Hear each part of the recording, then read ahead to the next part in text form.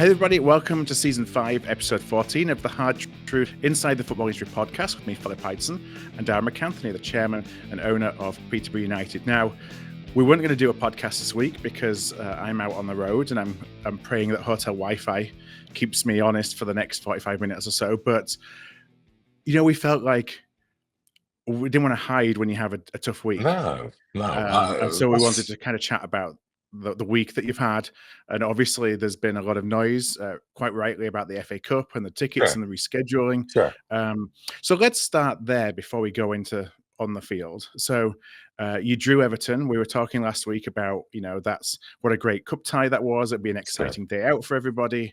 And then I don't want to say it's been ruined, but certainly the magic of the cup has been taken away somewhat by moving that game to Thursday. Yeah, first off, look, we'll never hide doing a podcast. You reached out to me and I thought you were in Cali, so I didn't think you'd be able to do one this week. So, you know, you reached out and said, look, you're getting a lot of toxicity and vitriol online. And I was like, really, I haven't been online. Do you know what I mean? Like, jet lag's killing me over here. I'm not sleeping till 5 most mornings, never mind football. But so I thought, yeah, fine. I'll never hide. I mean, you know, fans aren't happy. I'm there on Saturday, I'm there on Tuesday. So at the end of the day, you know, there is no place to hide in football. In the 19 years, I've never hidden. But let's cover the FA Cup really quickly.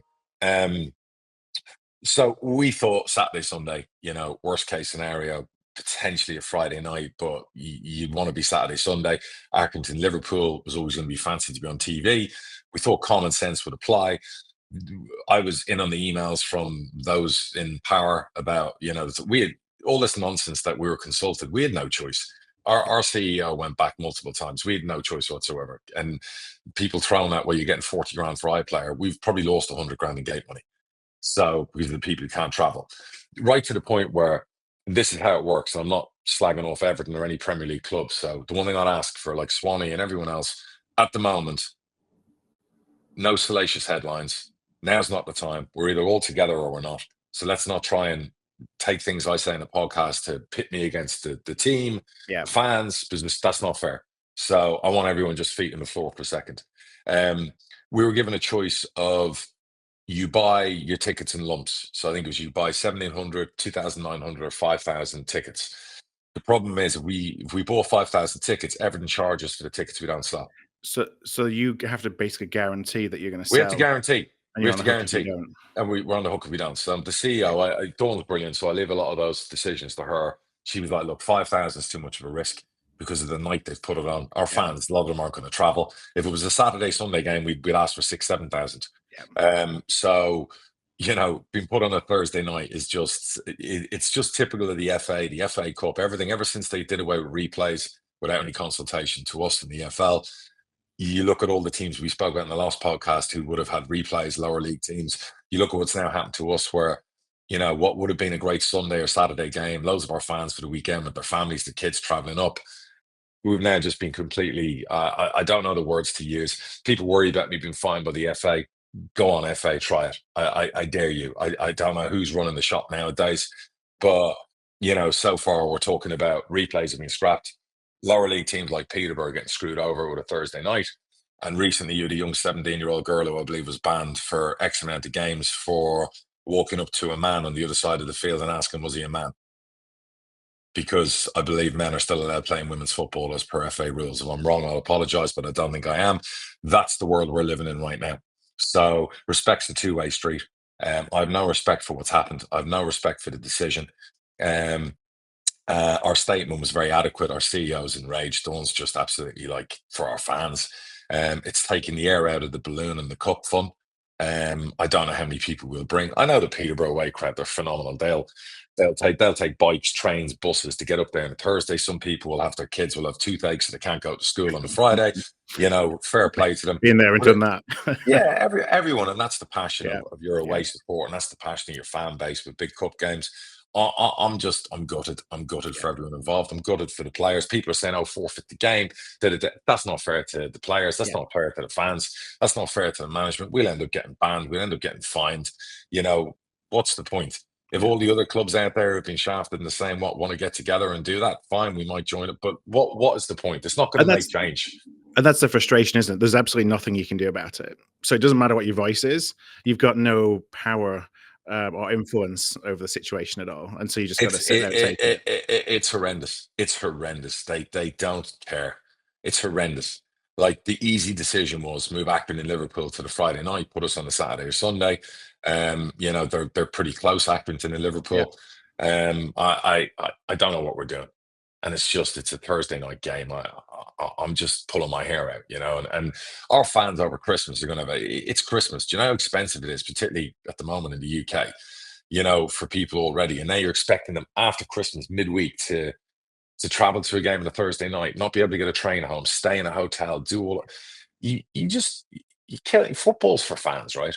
And I get it. Just a lot of my fans, some of them at the moment, are very against me and angry or whatever else. But I'll still defend them. I'll still say football's for fans, and things like this. I don't know about a power vacuum. I don't know what we can do. I feel powerless.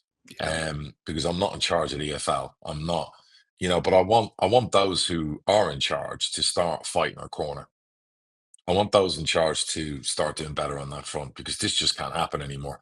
Right from replays to being taken away to this decision and these decisions just can't happen. Do you feel that those in power feel like they have no power or influence with the Premier League as well and the FA? I don't know, but they need to stand up a little bit more. They need to stop. The attitude can't always be we'll get nowhere. We'll get nowhere. That's kind of what's happened with the Premier League deal. And then waiting for this regulator. Well, what can we do? We've tried. We'll get nowhere.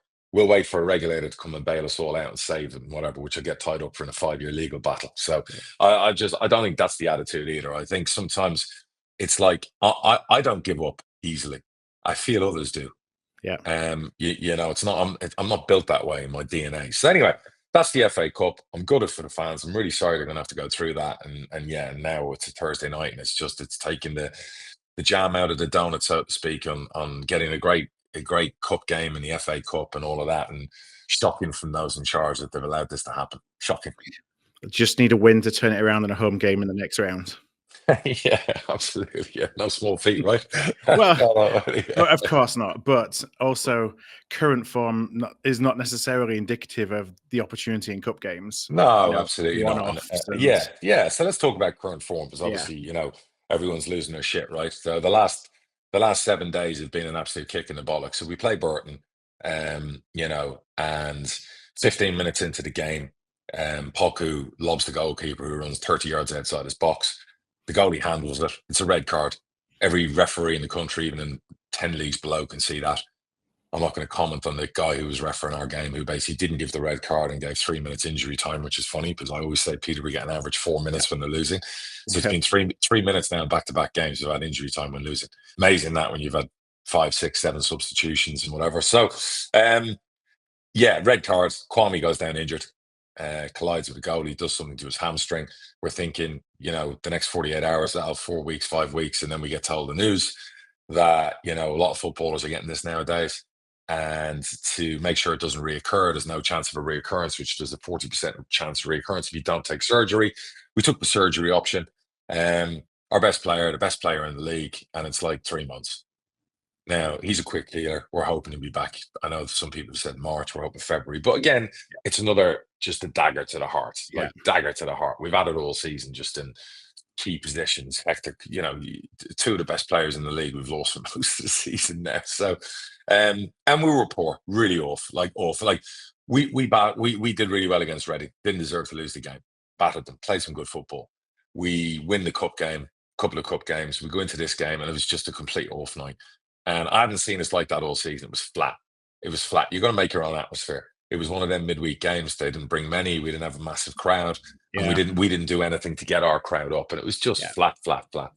So you're thinking, okay, one off. You want a reaction. We're playing a derby game last night in Sky. It's our neighbours. Again, another team not in form, struggling, and we battered them last night. Like, it's really weird. Sky are putting up graphics, like there's 5 games this season in the EFL where one team's had the most possession, and we haven't won one of them. And we've had 70 to 77% possession. All 5 games we've had, I think across the 5 games, we've had something like 50 shots, 60 shots, and we haven't won any of the games. It's you think the football gods, you want to play football the right way, you think they'd reward you for playing the right way. But unfortunately, the football gods are absolutely taking a dagger and sticking it in every orifice we have. and just like trying to like slit our neck at the moment. It's just every time we turn around, we try and do things the right way, we try and recruit the right way, we try and play the right way, and we are getting absolutely battered. It happens. Nobody's died. It happens. And last night, I think they've had like 2 shots on goal the whole game. They scored 12. I mean, it got to the 80th minute where we've battered them in the second half. Ricky's missed an absolute sitter.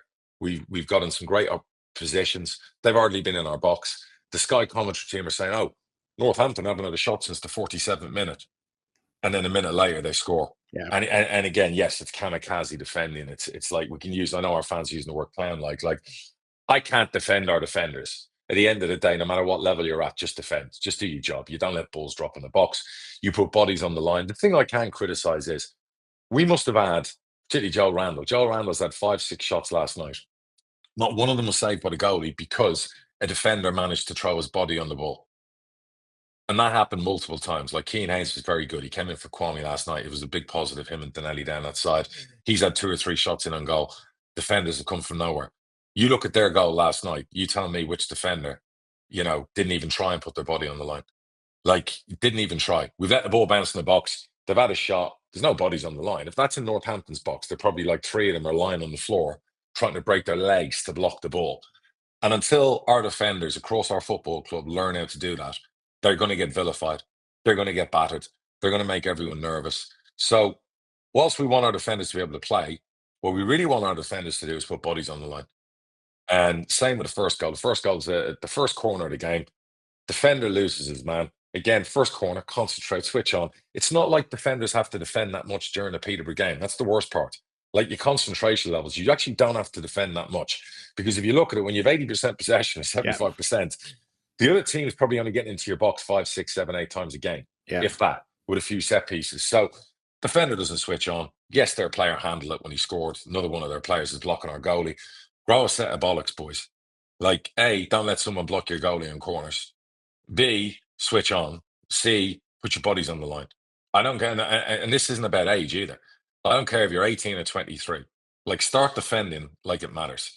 And sorry, carry on. Sorry, no, where does that come from then? Because is it well, I keep getting told. Is it mindset? Is it camaraderie within the team to put everything on the line? If you go back to the Bolton game, we defended like our lives depended on it. And I think if they watched that game, we shouldn't have lost that game. It was a horrible penalty, 2 minutes past injury time, 8 minutes, of course, in that game.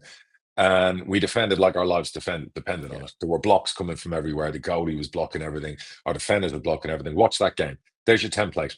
Defend like that, we'll win a load of games because we know how good we are attacking-wise. Even though whilst the attack have been the last 2 games wasteful, eventually something gives. You can't keep scoring 4 or 5. Yeah, you're still making chances. And last night we should have scored 3, 4 goals easily.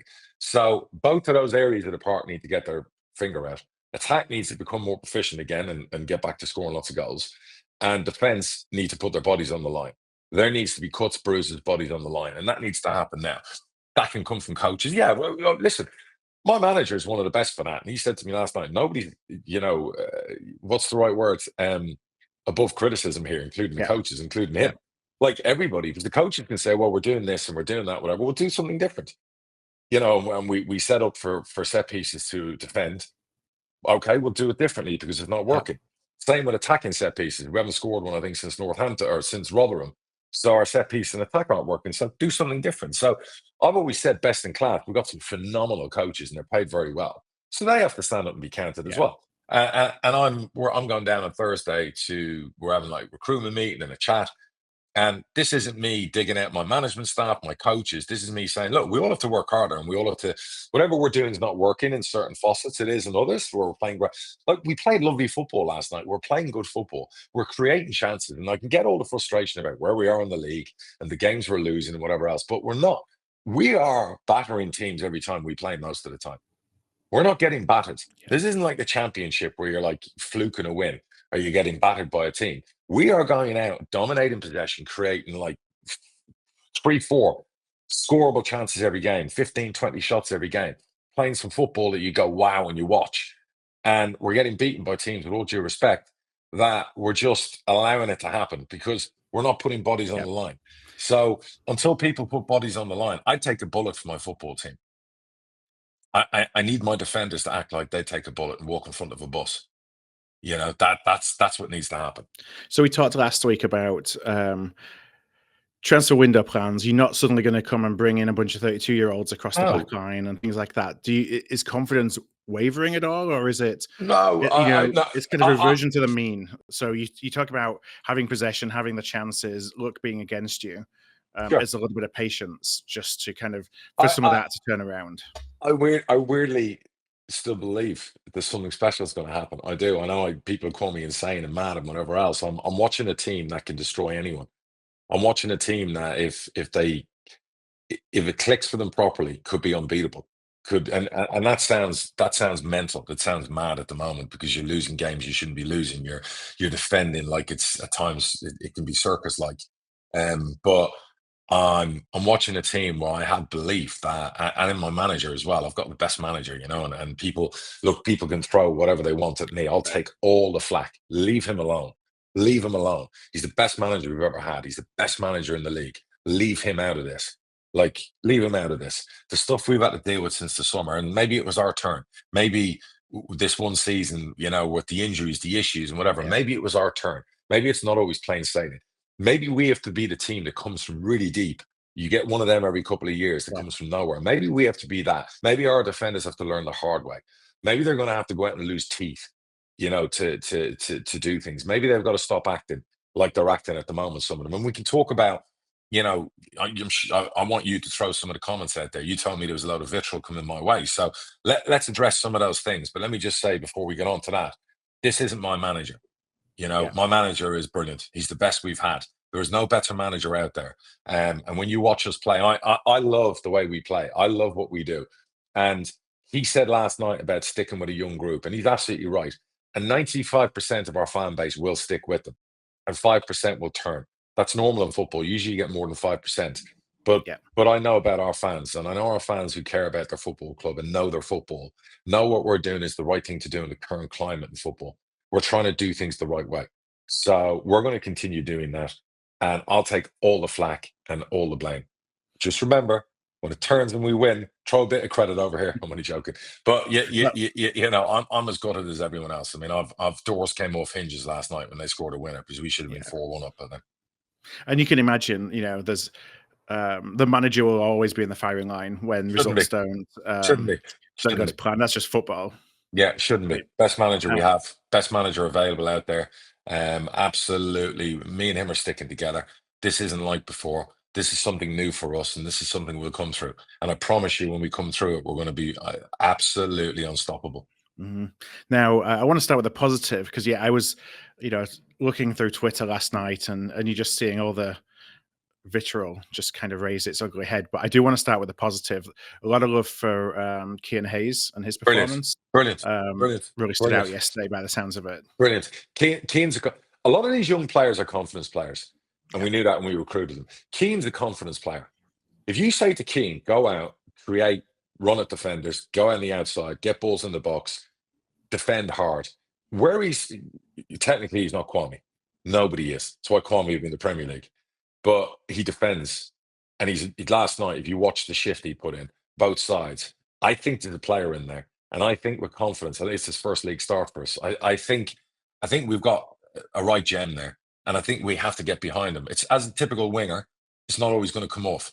Because you could argue the other side, Malik scored, but he didn't have the effect he needed to have when he broke lines and he went in behind and he beat a defender. Malik has to add that to his game. He has to dominate when he gets to the final third. He's not creating enough chances, but he has the ability. But that doesn't mean we stop supporting him. Same with Cian. We just have to support them and encourage them, because if we do the opposite, they're not going to run forward. They're not going to beat a man. They're not going to try a trick. They're not going to try and score from 25 yards. We want them to play with that freedom. Equally, we say to our defenders, don't leave your box. Don't pass forward. Don't break lines. They're going to. So it's a fine line here. What I do know is they're a magnificent young group of lads. They're having the shit kicked out of them. They're having a lot of stuff go against them. A lot of stuff that's completely unlucky. Decisions aren't going their way either. Handball by the goalie last week. The handball for the first goal last night. There are things happening beyond our control. And you hope it flips the other way and we get so much good luck. Where no more injuries. We have all those good things go for us. We have loads of penalties. We have loads of red cards on other teams. That's the things we need to happen for us. So, yeah, I mean, Cian was a massive positive. Donnelly was a massive positive.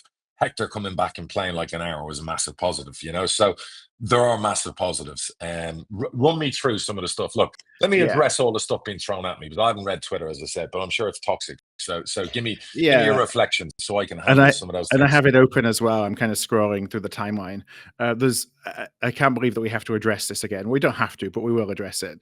Um, Darragh takes all the money that he sold all the players in the summer and putting it in his own back pocket and not putting it into the football club. That's why we don't have the players that we need. So that's libel. Yeah, That's absolute libel. Darragh's taking no money from the football club. Darragh basically has been putting money in and out of the football club for the last 18 months, you know, being the main source going in. Do I put $1 million in and take 400 grand out, then months later to put the 400 grand back in 3 months later? Absolutely. yeah, I'll be putting another £1 million in before the end of the season because we have a cash flow hole of $1 million, unless by some right. miracle we beat Everton. So that's absolute libel. Anyone who, you know, I'll get to the point where I'll just send it to Rupinder, my lawyer. She's been my lawyer for 20 years. So if you've got a name on that account, you might want to reverse that stuff.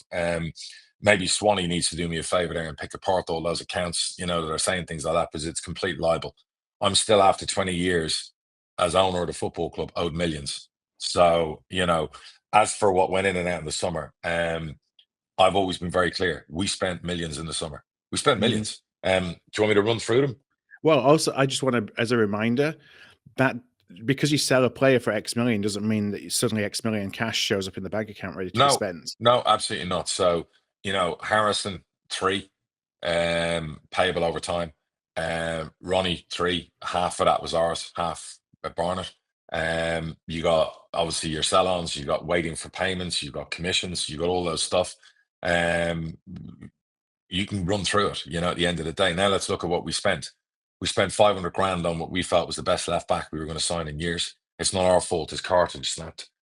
He's back on grass now. What am I meant to do? 500 grand. We then went out and spent hefty wages on a League One winner at left back. So what did we do in the centre? We spent, I think, 200 grand on a Swedish boy that everyone loved for the first few games. Now is not a big fan of. We spent 350 grand on what we feel is a Ronnie replacement. Yeah, I feel he's ready. The management staff probably don't agree with me yet on the defending side, but I think the balance Nevitt gives us the way he plays. Every time he's played, we look a better team.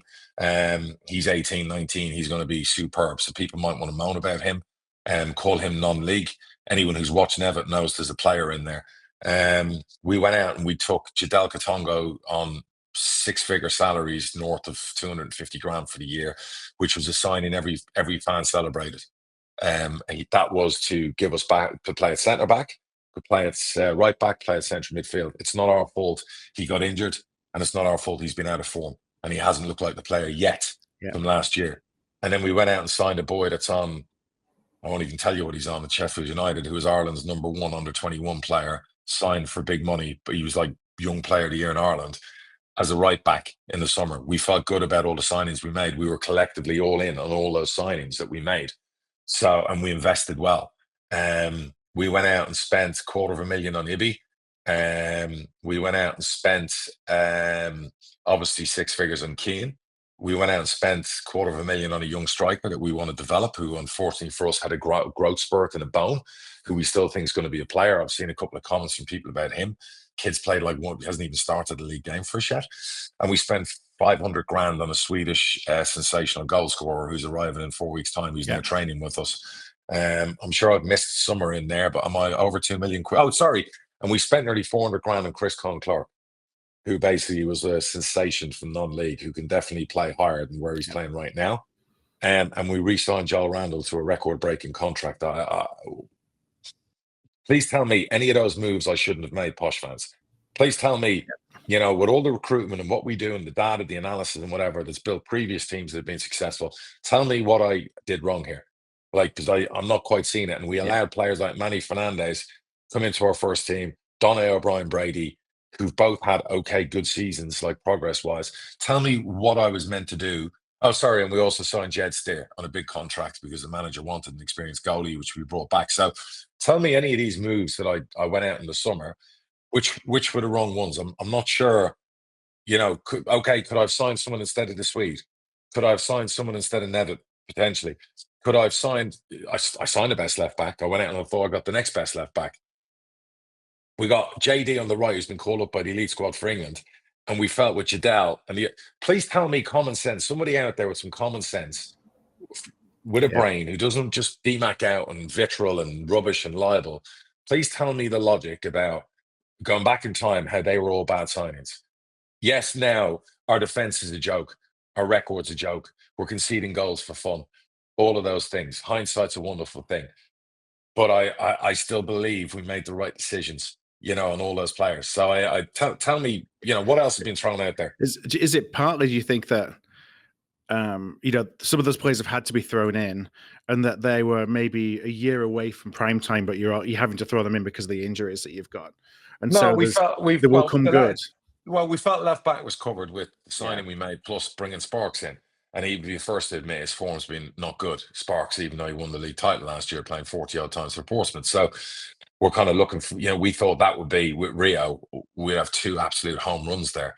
We thought Manny would dominate in this division. And unfortunately, Manny, his concentration levels. So we need him back to just being that strong defender. We didn't think, we definitely didn't think Never would take a year. Yeah. We thought we'd settle him in, maybe Katongo, Manny, the Swede, and Manny. I call Oscar the Swede because I have to. Would basically like anchor the defense and let Never come in slowly but surely in the cup games. We thought JD would have a breakout season, and we thought Sam Curtis was going to be, for this level, unbelievable on both sides. So, look, do we get it wrong? Okay, time will tell. Like I said, I still believe. Do we need to try and create some wage gap in January to maybe sign a couple of defenders? Yes. The manager's been saying it. I'm now saying it. The players have been given a chance. Potentially, yes. Yeah. But, there's nothing we can do for the next 3 weeks. We've got to get on with it. So what else has been thrown at me? I think there's just paraphrasing a number of messages around recruitment not being good enough, and recruiting. There's an irony here, but recruiting non-league players and putting them into League One. And I mean, that's the model, isn't it? But I'll let you take that. I mean, if everyone wants to go, we're recruiting non-league players. So, okay. So the non-league players we recruited in the summer were Nevitt and Con Clark. If one of these Peterborough fans wants to stand up now and put on record that Nevitt and Con Clark are bad signings, they're going to look foolish. They're going to look foolish back in time. And I got news for you. Everyone wants to talk about we lost Ephron Mason-Clark, we lost Ronnie, we lost Harrison, we lost Josh Knight. But two of those four players were non-league. Ronnie came from non-league. Ephron Mason-Clark came from non-league. So with all due respect, you don't know what you're talking about. We signed the two best players from non-league. Everyone in football who knows football will tell you Nevitt and Con Clark, were the best players out of non-league. And they will prove to be superb signings for the football club. So you're damned if you do and damned if you don't. Yeah. I refused to sell Hector and Kwame in the summer. Could have got millions. Could have got rid of loads of debt. I didn't do it. They both had long injuries during the season. Hector's been missing most of the season. Kwame's now out of the pivotal time. I could have sold Joel Randall for 1.5 million. I didn't do it. Got him to sign a new deal. And he's been playing well. And it's tough for Con Clark with his injury he had when he finally broke in. He did his collarbone. So, tell me what, somebody with a magic wand out there, what would they do different? But I guess you're only as good as your last result. You're only as good as your last campaign. We fell short last year. We won a cup. We lost in the playoffs. We played the best football in the league with the best stats. And we've had a nightmare this year. So if it was good enough for you last year, but you want to jump off the ship now this year because the goings got tough a little, things haven't worked out the way you thought we'd walk this league or we'd be much better than we are. Okay, I understand. That's your prerogative. As a fan, as a ticket buyer, you can jump ship anytime you want. I don't get to jump ship. I love my players. I love my team. I love what we try and do. I'm gutted where we are. I'm gutted about the run of form. But I also know football changes very quickly. And while all the naysayers and doom mongers out there, and some of them who are enjoying this horrible run, the last laugh will be on you. Because after being in the game 20 years, doing recruitment for 20 years, and I don't want to sound arrogant about it, and we don't always get it right, but we do it right a lot of the time to the point where people can do nothing but compliment us. Yeah. So this group will come through this. They'll be stronger for it, and it could be one of the best groups we've ever had. And of course, we're going to add to that. So what next? In terms of just bringing everybody together, is there kind of a reset, or is it just What's let's keep next? fighting through this and I'm going to go down. I'm going to go down come on out the other Thursday. end? I'm going to have a meeting with all my staff, my manager. I'm going to tell them all how much I love them. I'm going to tell them all how much I rate them. I'm going to remind them all how good they were last year.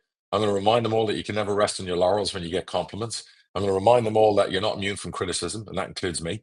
I'm going to remind them all that we can do whatever we want to do. We can still achieve what we want to achieve, and we're going to do something special. And it's our job to make our fans smile, and it's our job to make sure our fans stay with us.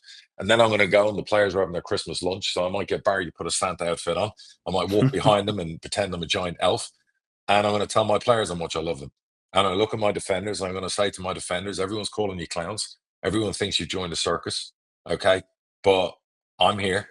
The manager's here, all right? We will protect you. But what I do want is I want you to start taking bullets for us. Yeah. That's what I want from you. And if you can't do that and you show you can't do that, that's okay as well, because people sometimes fail. It just doesn't work for whatever reason. Yep. Then we'll do what we got to do in a few weeks' time. But in the meantime, we want every single person who's got, and then this just the defenders, by the way.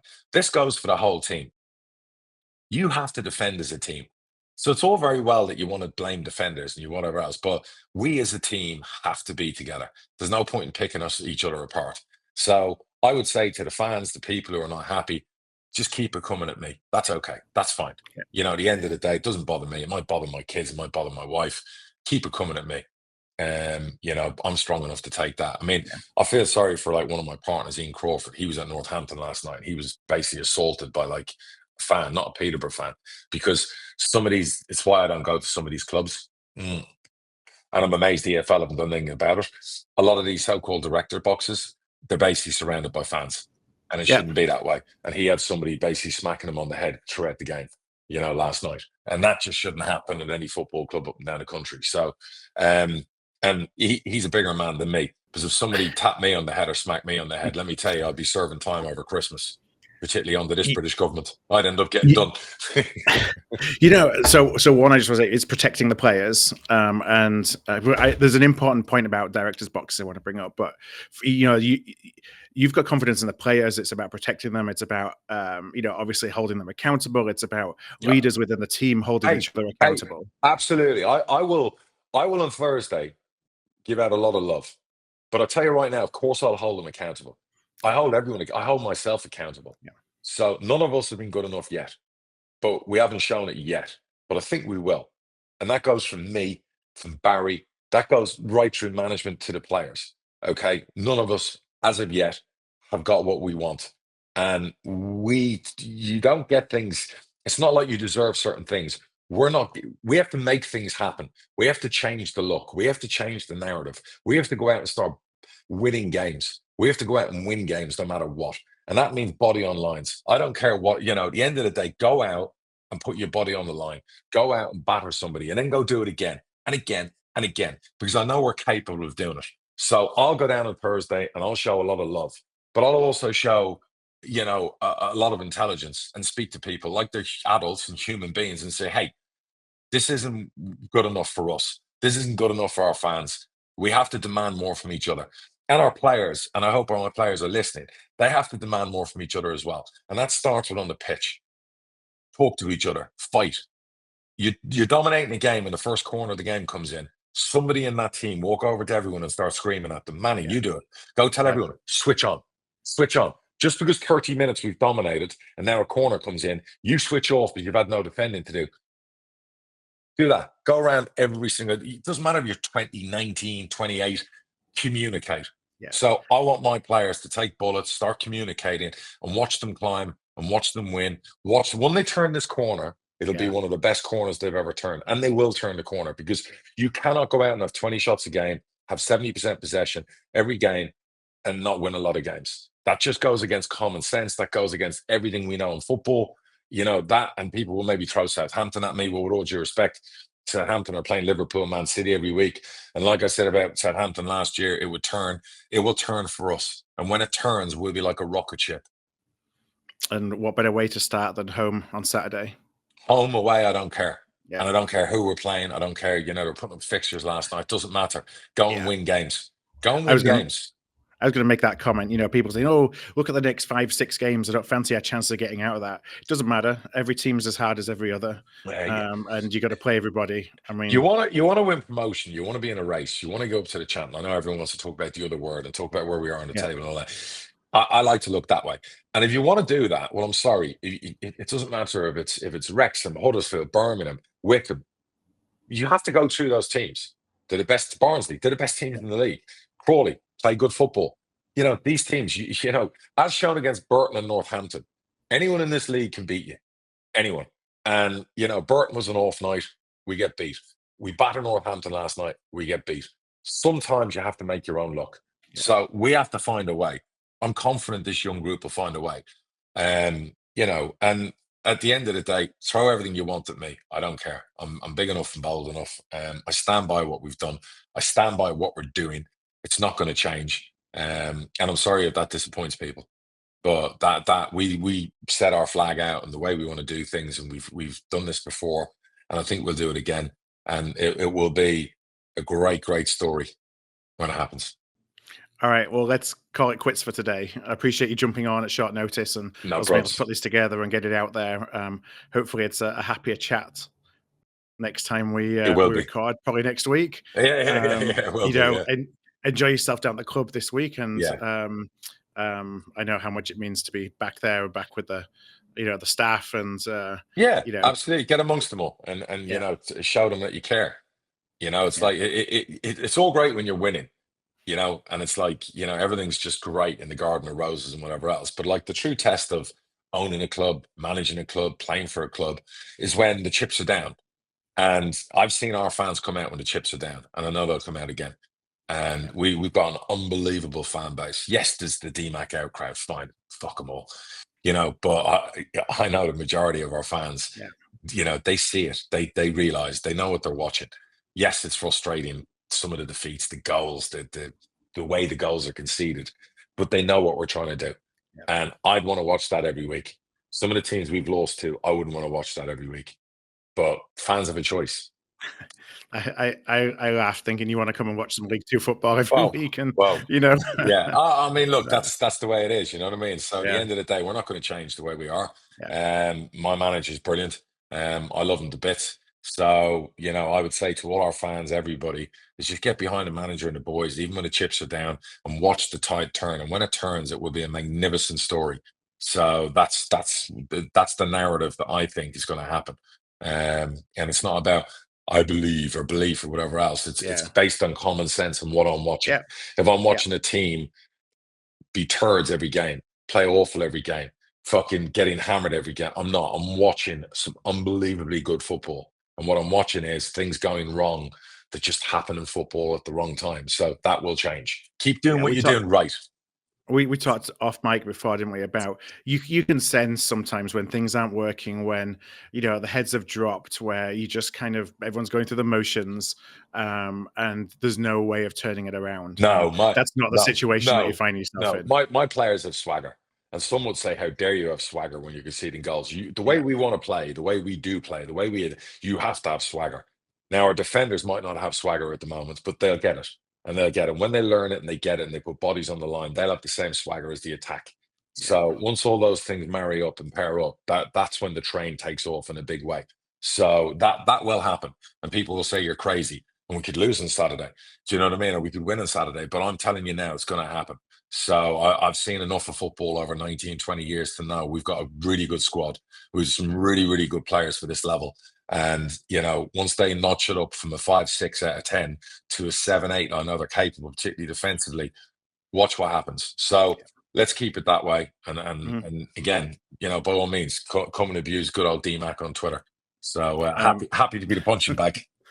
I'll send it in via some questions to contact@hardtruthfootball.com. That too. Anyway, thanks for checking in from California. I hope travels are going well. So, and I hope that the fires out there don't get too bad. So we're just posting about a big fire in Malibu. I mean, that's just unfortunately a fact of life out here in Southern California. We were evacuated twice while we lived here because of fires, and that's probably the thing that an earthquake you can't see coming, a fire you see coming down the hillside, and so that was what I feared the most. Well, God bless everyone out there affected by it, and hopefully it won't be too bad. All right, my man. Yeah. All right then. Brilliant. Well, we'll talk to everybody again later, and thanks again for listening. Cheers, pal. All right, take care. Bye.